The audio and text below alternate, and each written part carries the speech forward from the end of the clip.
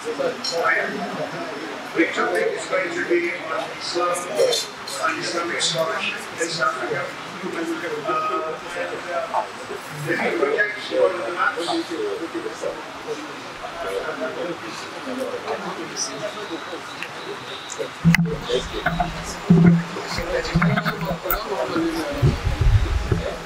Yes. Select one of the maps.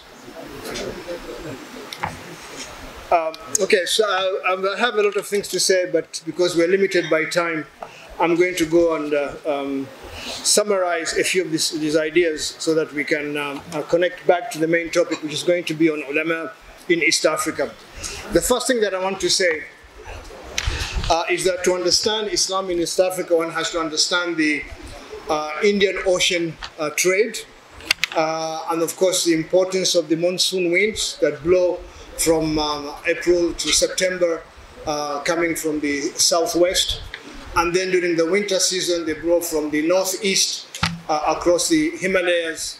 And these are the ones that bring most of the rain to East Africa. And these are the ones that have impacted East Africa. So East Africa was known to the, for example, the Greeks, even before the coming of Islam. We read, for example, in the Periplus of Pyrrhician Sea, the mention, for example, of this Greek scholar in the early centuries of CE about communities that existed all over Eastern Africa, on the Red Sea area, including the town that he called Rapta, which scholars believe may have been most likely Pangani in modern-day Tanzania. And the first 100, 200, 300 years of Islam had already reached the Red Sea area, as we already learned from our excellent speaker, who was the first speaker for today, as he mentioned, Dr. Baguje, can't pronounce his name yet. Bugaje, thank you. Professor Bugaje, as he mentioned very, very clearly, that Islam came to East Africa very, very early. It was, of course, its flavor was much more Khawarij. There was a bit of Ibadi, a bit of Shiism in there, and it's still, shrouded in mostly in mythologies and oral tradition. We don't know as much as we know about it. The only thing we know for sure is that they've excavated mosques in the area, especially Shanga, for example, in the 9th century CE by Mac Houghton, British archaeologist, and now they're uncovering more and more mosques that existed before 1000 CE. After 1000 CE, more mosques are built. And after 1000 CE, the Swahili culture had crystallized and had, of course, spread to different regions of the East African coast. And this Swahili culture was characterized by trade, it was characterized by diaspora, and it was also characterized by networks of scholarship that I'm going to touch on later on in this study. This area also, especially the Red Sea area, is known as an area that's mentioned in the Bible. The 3 wise men coming to Jesus bearing frankincense and myrrh. That's a reference to the Somali area. It's a reference to the Ethiopia all the way to Yemen as part of this world that was known to the Greeks way, way before the time of Islam. Okay, now to jump straight and come to the area of my topic. After 1000 CE, you find for the first time Africans are making a shift, Israelis are making a shift from building wooden or clay masjids to now building using coral stone and other kinds of much more refined products. We know about them from the Ibn Battuta, for example. He mentioned the big quote-unquote cathedral masjid of Kilwa, a massive kind of monument that was built, including tombs. There's far more evidence of trade with China and trade with other parts of the world. This is the area in which Swahili culture begins to spread throughout the entire area. And also this is the region in which the Shirazi mythology begins to come up. So we have earlier people coming from the Arab world, but now we also have people who are claiming to be Shirazi. And this is also part of the mythology that comes up. The area where I'm going to focus more now with regard to the ulama is that the ulama, centers of ulama kept on shifting from one area to another. By say 13th, 14th century, Kilo was the most famous because of the trade towards Zimbabwe modern-day Zimbabwe, and of course through Sofala in northern Mozambique. So many of the major scholars came from the area of Kilwa, and also to the farther north in Mombasa. We know about some of these scholars because they are mentioned by Ibn Battuta when it refers to Kilwa. But I'm going to shift and move to the coming of the Portuguese at the end of the 1400s, the beginning of the 1500s, in which many of the Swahili towns come into decline. So Kilwa becomes, of course, goes into decline. Mombasa also itself was affected, especially after the Portuguese built Fort Jesus, and then slowly their power began to creep all the way north as far as Barawa, where they also their disaster. They came as crusaders against Muslims, and there was much destruction that they left behind. But this area is also important because from 1550 to around late 1700, the area where Islamic scholarship was based was actually in the Lamu, Siu, Pate region. We know this from the fact that a number of these Shurafa, descendants of the Prophet families, began to settle in Siu and in Pate. And they are significant because they were part of the resistance against the Portuguese. We know about this because many Portuguese were dying mysteriously in different Swahili towns, mostly because they were being poisoned. And much of the agitation was being carried out by these Shurafa. They came from Hadramaut, and keep that in mind because you see much of the flavor of Islam in East Africa comes from Hadramaut, including the madhab of Shafi. It comes from that area as well. And then we are now moving very quickly to the main parts of my discussion, that after the Omanis were able to kick out the Portuguese out of East Africa, first by defeating them in Muscat in 1650, and then following them all the way up to East Africa. And by the 1700, the Portuguese had been kicked out, and by 1725, 29, definitely they were out of East Africa. And this meant that the Omanis arrived under the Yarubi dynasty that established different kinds of liwalis or governors in different Swahili towns. And this was to be the beginning of this process of rejuvenation by the East African Swahili town. It reached its peak in the 19th century when Sultan Said Said, who, when he came to East Africa and saw Zanzibar, lush vegetation, the greenery, compared to Muscat, which is mostly a desert, he decided to move his capital from Muscat to Zanzibar. And that ushered in the period of commercial revival in East Africa. It's also, we can call it a game changer in terms of the ulama and the scholarship in East Africa. Now the scholarship wasn't limited to one particular town. It became now the domain of all the East African towns, all the way from as far north as Mogadishu, which, by the way, its name comes from Moi wa Mwisho, Mji wa Mwisho. It started as a Swahili town, and then you have Barawa, and then moving to Kismayu, Lamu, Siu, Malindi, Mombasa, Tanga, Dar es Salaam, all the way to Kilwa and Sofala in Mozambique. So it's a long history. The time when the Portuguese came was actually the high point of East African Swahili city-states. They were flourishing. There were something like 40 to 50 Swahili towns. These began as small little villages, but now they had expanded. Cosmopolitanism, a different kind of culture, products were coming from Asia, Chinese products, as we learned from the excellent speaker and others. We'll see that this is one of the factors that happened. Now, why the 19th century? The 19th century is significant because for the first time, books became readily available. The books that were difficult to get hold of, except for a few families, they became far, far more widespread. And Professor Randall Powell has written on this, Horn and Crescent, which is mostly based on reading the book of Sheikh al-Farsi on the Wanazuoni wa Afrika Mashariki, the big scholars, Shafi scholars of East Africa. And it's a mine of information regarding the major scholars of East Africa, some of whom I'm going to mention. So let's say by 1840, the Mazru'i moving into Mombasa and different parts of Eastern Africa, they'd already been there before, but the people who had conquered East Africa to get rid of the Portuguese, the Yarubi dynasty. That dynasty was removed and a new dynasty came that was called Busaid. And the Busaid are famous for development of caravan trade. East Africa, they developed a spice island that became just like India, or just like, the spice islands, Maluku in Indonesia. A lot of spices were being produced. So it became a very major cosmopolitan area.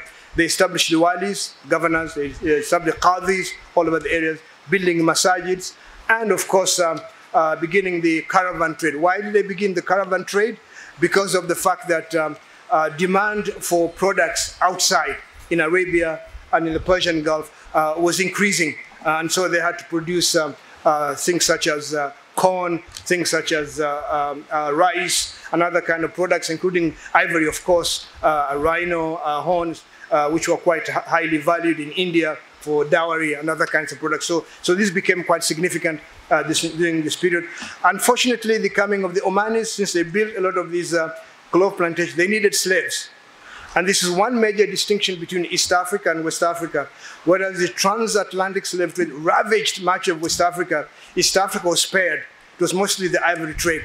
But the expansion in the caravan trade in the interior of East Africa brought not only ivory, but also it brought slaves. You needed people to work in the plantations, not only in Zanzibar, the clove plantation, but in the coastal area, where a lot of, these rice fields were being, sugar plantations, for example, in the city of Sadani, in Tanganyika. So it's an era of a commercial revival, an era of religious revival.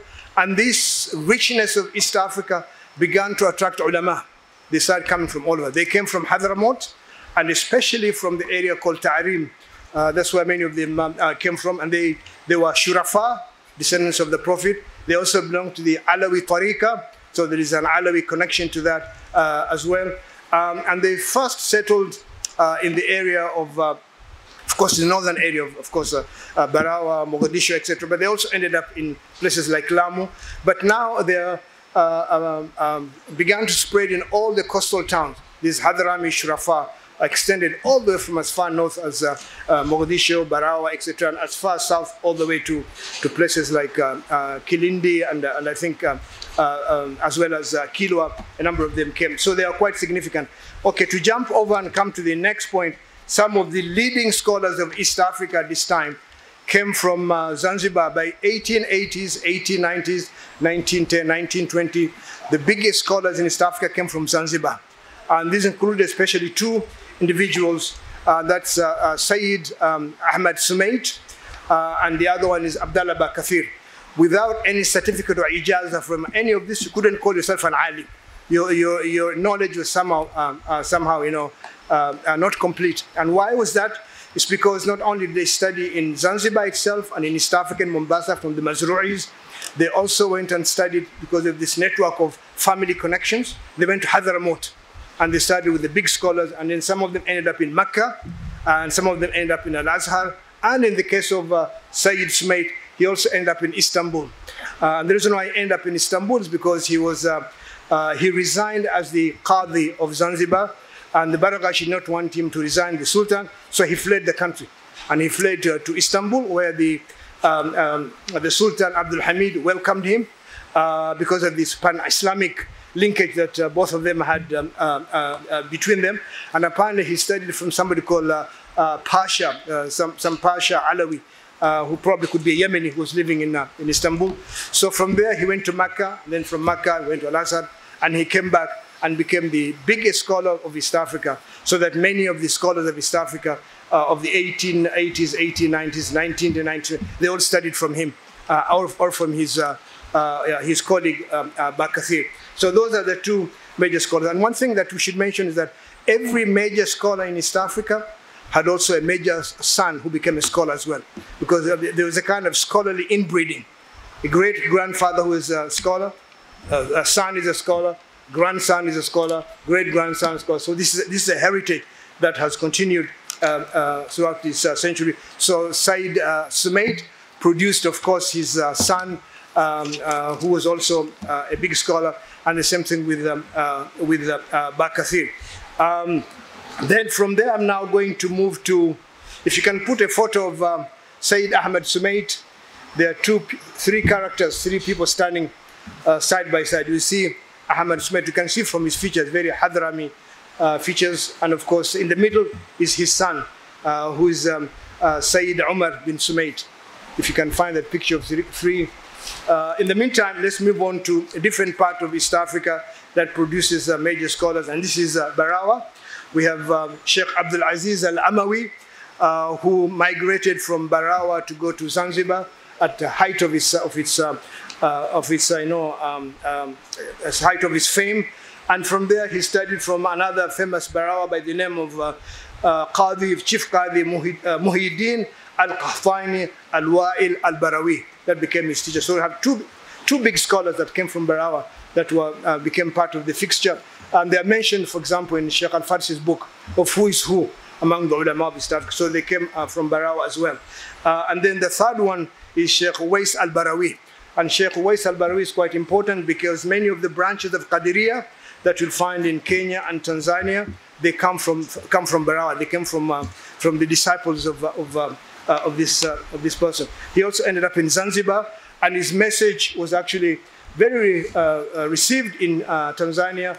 And during the First World War, the Germans were asking Muslims to support them because the Ottoman was on their side, that they are for Islam. This was playing around with these ideas of Islam and Khilafah, especially given the support for Khilafah. Now we move to Mombasa. The Mazrui are a fixture. They are produced successfully without any missing link.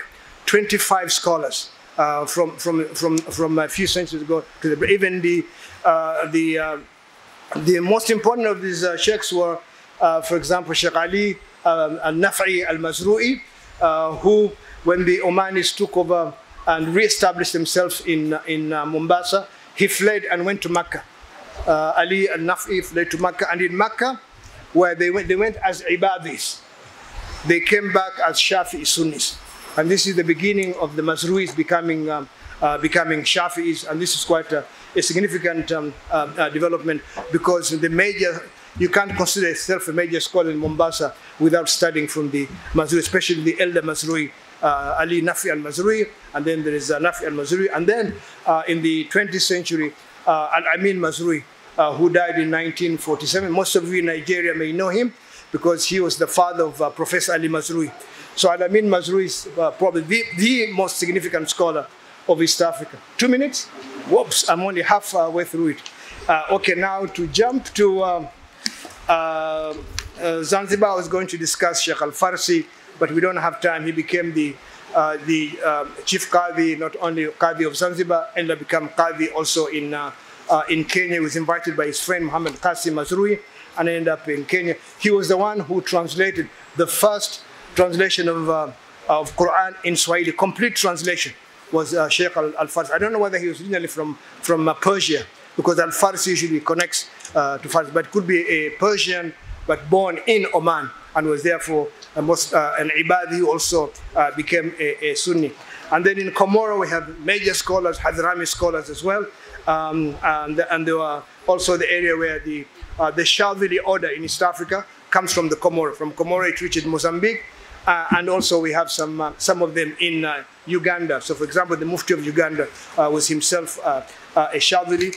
And they also produce Sayyid Umar Abdullah, who was the big scholar of Zanzibar. And Sayyid Umar Abdullah is unique among scholars because he went on to do a bachelor's, a master's, and PhD from Oxford.